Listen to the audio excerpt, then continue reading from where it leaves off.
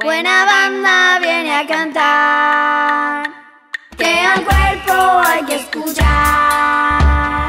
Si sabes te puedes cuidar, cada día un poco más. Buena banda acá presente, si gozan, así se sienten.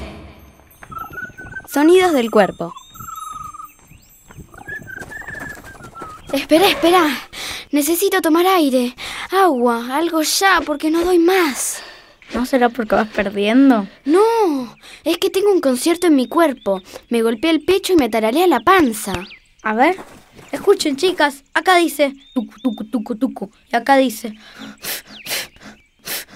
Igual, el concierto se va a acabar cuando descanse. Ay, qué pena. Sonaba tan lindo. Pero también tu cuerpo, Sofi, y el tuyo, Luli, están sonando.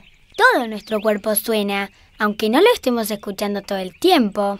¿No creen que deberíamos escucharlo un poco más? Sí, esa sería una buena forma de saber qué le hace bien y qué le hace mal. Tengo una idea. Escuchemos lo que tiene para decirnos. ¡Buenísimo! ¡Dale! Hagamos silencio.